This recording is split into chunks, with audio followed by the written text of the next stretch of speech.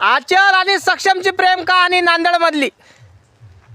काही तथ्य नाही आहे त्या प्रेमात, नुसता ढोकसलापणा आहे.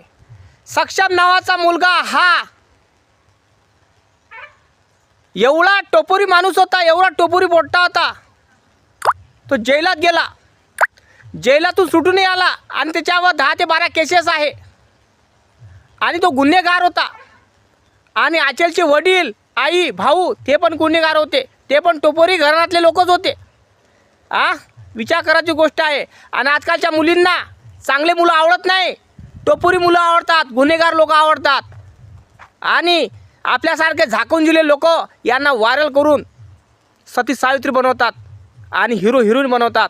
अरे मूर्खांनो, चांगल्या लोकांना व्हायरल करा, अशा सडल्या लोकांना व्हायरल करू नका. कारण तिचं आचलचं खानदानही गुन्हेगारीतलं आहे आणि सक्षमचं खानदानही गुन्हेगारीतलंच होतं, हे लक्षात ठेवा. सक्षम हा धुतलेल्या तांदूळाचा चांगला नव्हता, तोही गुन्हेगार होता, त्याच्या अंगावर केसेस होते, कळलं काय.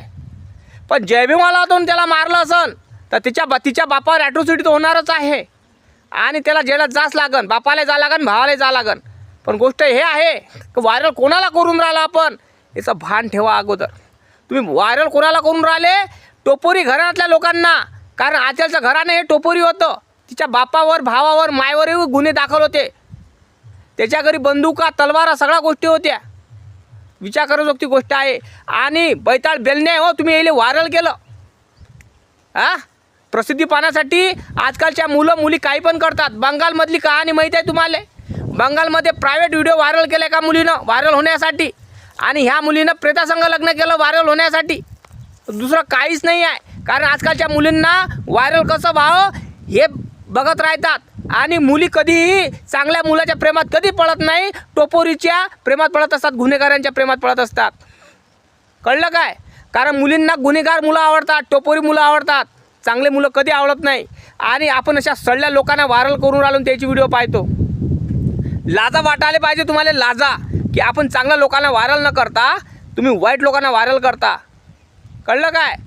कारण जो सक्षम नावाचा मुलगा आहे तो धुतल्या तांदळाचा नव्हता, तो गुन्हेगार होता, त्याच्या अंगावर 10 ते 12 केसेस आहे आणि नुकताच सुटून आला होता.